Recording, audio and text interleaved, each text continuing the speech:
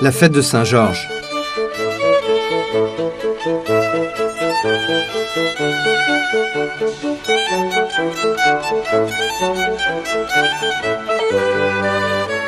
Le 23 avril, la Catalogne fête son patron, Saint-Georges. C'est aussi la fête de la rose et du livre. Ce jour-là, les Catalans offrent des roses et des livres à ceux qu'ils aiment.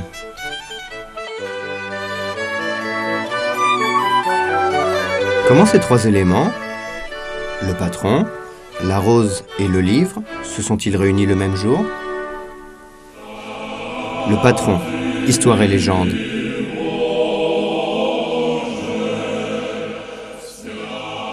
Commençons par le patron.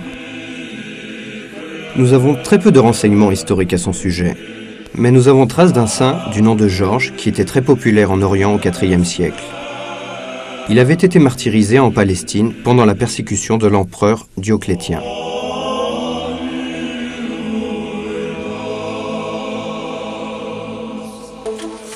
Saint Georges devint le patron de l'Angleterre, de la Grèce, du Portugal, de Gênes, de Venise, de la Lituanie et de l'Arménie. La Géorgie porte son nom. Il fut aussi le patron du royaume d'Aragon et de Catalogne. La légende la plus connue est celle du dragon et de la jeune fille. Dans un lac, près de la ville de Silène, en Libye, vivait un terrible dragon qui pouvait marcher, nager et voler. Ce monstre était très féroce et sillonnait toute la région en dévorant les gens. Pour apaiser le dragon, les habitants de la ville tiraient chaque jour une jeune fille au sort et la lui offraient en nourriture. Un jour, le sort désigna la fille du roi, qui était très jolie. La nouvelle emplit son père de tristesse, mais il n'y avait rien à faire. Et la princesse se rendit toute seule à la grotte du dragon.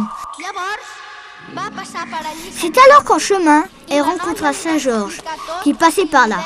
Elle lui raconta son histoire et lui dit de s'enfuir. Mais Saint-Georges, qui était très courageux, lutta contre le monstre et réussit à le tuer.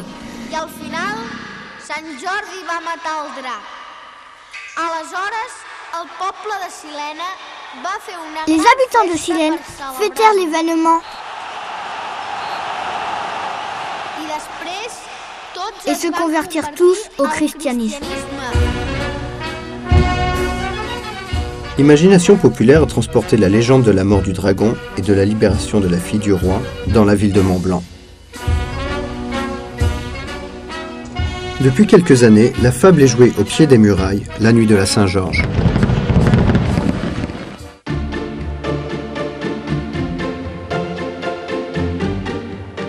Avec l'abolition du droit catalan, exécuté par Philippe V après 1714, la fête du saint patron tombe pratiquement dans l'oubli.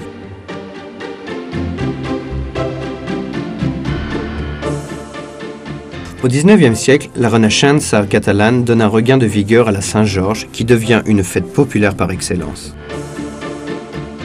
En outre, le combat de Saint-Georges contre le dragon devient, pour la Catalogne, le symbole de la défense de ses libertés. Dès lors, l'image de Saint-Georges envahit tous les terrains d'expression de l'art moderniste. Sur la façade du Palau de la Musica, le saint occupe une place de choix, à la tête des symboles de toutes les forces du pays.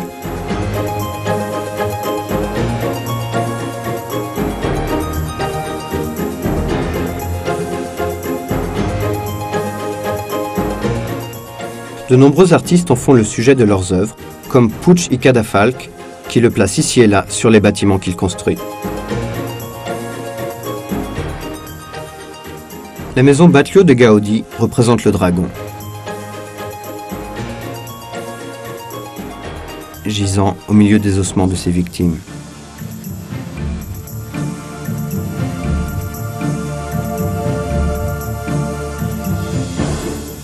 Il est traversé par la lance de Saint-Georges, qui a la forme d'une tourelle. La rose.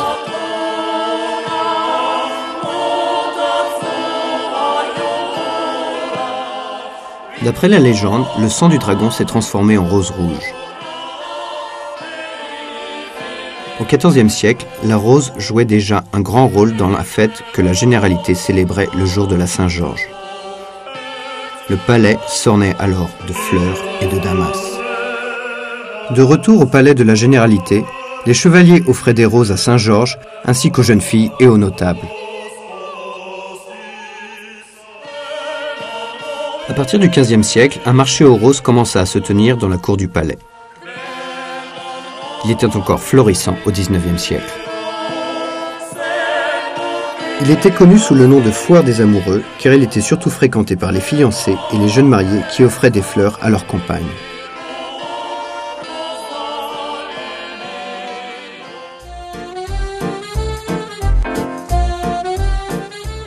Au XXe siècle, la coutume d'offrir une rose à la personne aimée se généralise.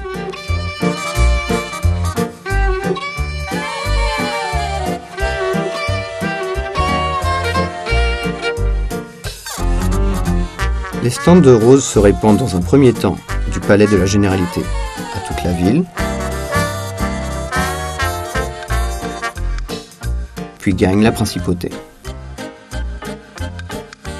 En Catalogne, Saint-Georges est le patron des amoureux.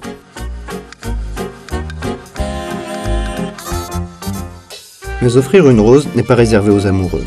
C'est aussi un symbole d'amitié, d'amour filial, de fraternité. Le livre.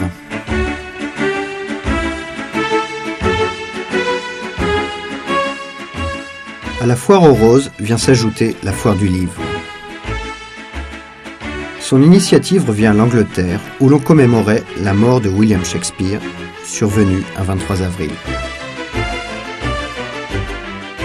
Sous la dictature de Primo de Rivera, cette foire se généralisa dans toute l'Espagne, associée à la mort de Cervantes, également survenue un 23 avril. La Fiera del Libra eut lieu pour la première fois à Barcelone en 1926. Malgré son statut de fête de l'État espagnol, elle fut très vite absorbée par la fête de Saint-Georges, comme l'un de ses principaux composants. La coutume d'acheter et d'offrir des livres pour la Saint-Georges s'impose très vite dans la ville, puis partout en Catalogne. Les rues s'emplissent de stands de livres et d'une foule de curieux. Dès le départ, les écrivains participent à des dédicaces dans la rue pour lancer leur dernier ouvrage sur le marché.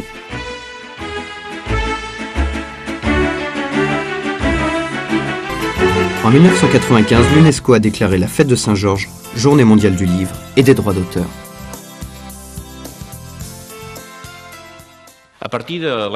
En 1995, l'UNESCO a déclaré la Saint-Georges Journée mondiale du livre. La Généralité a encouragé plusieurs pays à célébrer eux aussi cette fête du livre, ce que font à présent le Royaume-Uni, l'Allemagne, l'Argentine, le Québec et bien d'autres.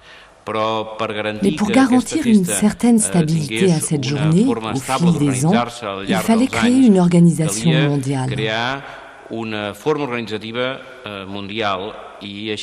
L'Union générale des éditeurs, l'UNESCO et la Généralité ont alors décidé de constituer la Fondation Journée mondiale du livre, dont le siège est à Genève. Elle a pour vocation de répandre et de diffuser cette tradition catalane et d'en faire une grande fête culturelle.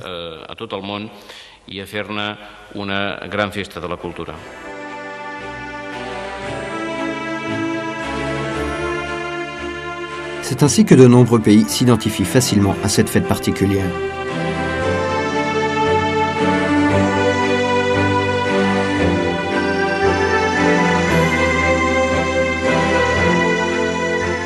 La Saint-Georges est une fête patriotique, culturelle et une fête de l'amour. Trois aspects qui se complètent à la perfection. L'amour et la culture sont deux piliers fondamentaux pour qu'un pays survive.